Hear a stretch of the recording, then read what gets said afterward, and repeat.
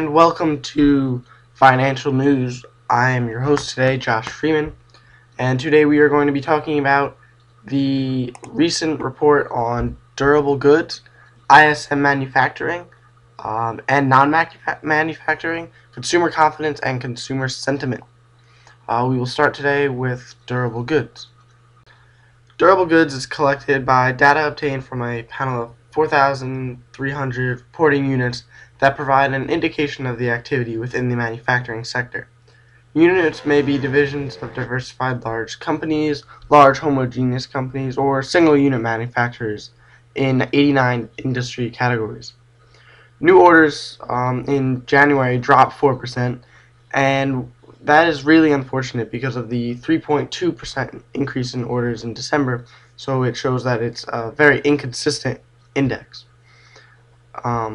Core capital goods shipments fell dramatically also at 3.2%, and one of the highest increases of the month was inventories, which increased 0.7%, which also marks the 25th straight month that there was a positive increase. The weakness in the report broadened throughout the sectors, with non-defense aircraft, machinery, and primary metals orders showing significant declines. The core capital goods is the most disturbing part of the report, however, as the fourth quarter was previously weakened than the rest of the 2011. The strong impression in December indicated that business investment was on a positive course heading into 2012, but January's decrease in shipments and orders prefigure for a poor investment in early 2012. The graph on the screen right now clearly shows that the durable goods took a severe decline in January, the largest decline of the year.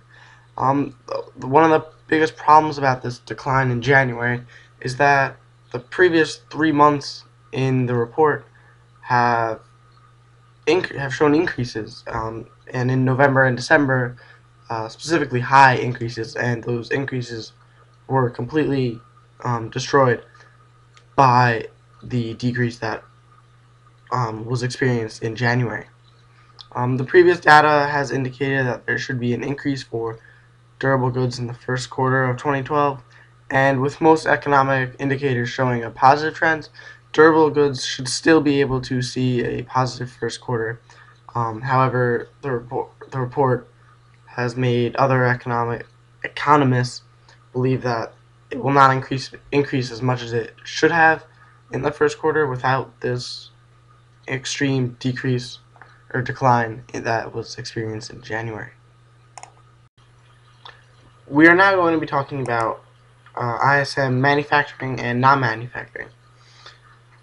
ISM manufacturing and non-manufacturing is collected through monthly surveys given out to more than 375 executives that range in various different industries. When the index is above 50, it indicates a period of economic growth, and below 50, it tends to indicate a recession is to occur. Currently, the manufacturing index is at 52.4, following a disappointing fall from 54.1. New orders led the charge in the decline as it fell from 57.6 to 54.9. Also posting relative large declines were supplier deliveries, which declined from 53.6 to 49.1. Although the decline in the index was unexpected, it does not change future predictions or make people worry. Weak final demand and inventory rebuilding last quarter appears to have caught up with U.S. manufacturing. This was only the first decline since October after the index posted 3 consecutive months of increase. Of the 18 manufacturing industries, 11 reported growth, and the automotive industries are reporting the largest amount of growth. The graph that you see on your screen right now shows the ISM manufacturing index from April of 2011 to February of 2012, and it shows how in April it was very high and then steadily dropped to August, hitting the low point, and now beginning the slow recovery process.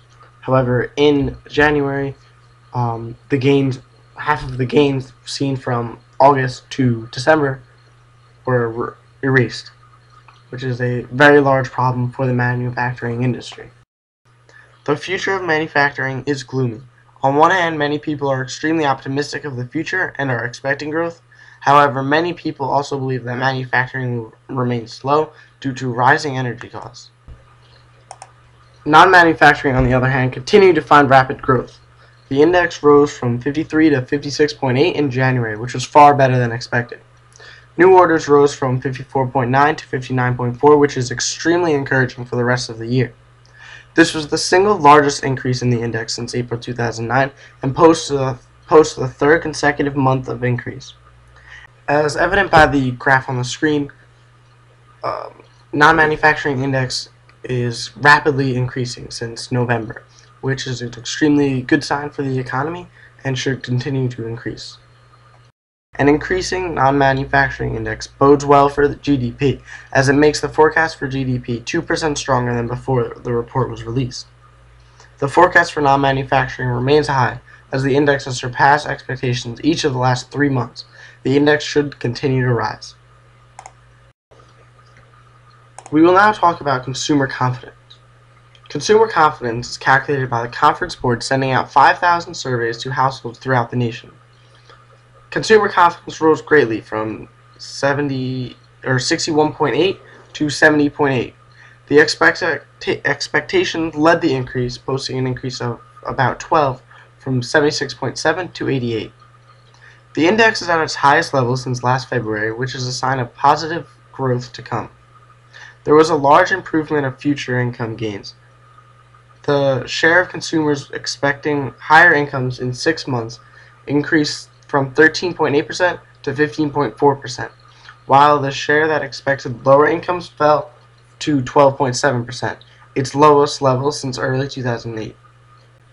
As you can see by the graph on the screen, consumer confidence is at its highest level in a very, very long time.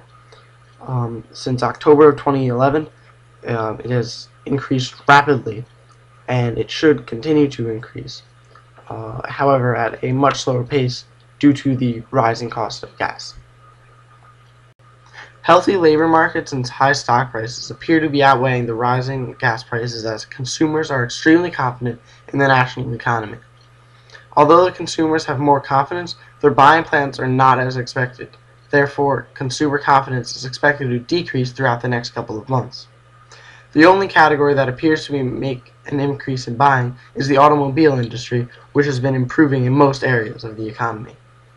The forecast for consumer confidence remains bleak, as this will most likely be the high point of the year, as rising gas prices will eventually make their toll on the consumer. Consumer confidence will most likely have slow improvements for the rest of the year. We are now going to begin talking about consumer sentiment by the University of Michigan. Consumer sentiment is calculated by a telephone survey to at least 500 households throughout America. The interview focuses on 3 areas: how consumers view prospects for their own financial situation, how they view prospects for the general economy over the near term, and their view of prospects for the economy over the long term. Consumer sentiment in February had a moderate increase from 72.5 to 75.3. This marks the 6th consecutive month of increase for the index. Although the index continues to grow, the rate at which it has been growing has dramatically weakened in February. However, the index tends to fall in February, therefore the small increase was impressive. The graph on the screen shows that consumer sentiment is recovering from the devastating decline in August of 2011. The graph shows that consumer sentiment is now back at the levels it was at before the decline and should continue to rise. Debt levels have reduced significantly, and credit is becoming more available, which are reasons that economists believe that consumer sentiment will continue to increase steadily throughout 2012.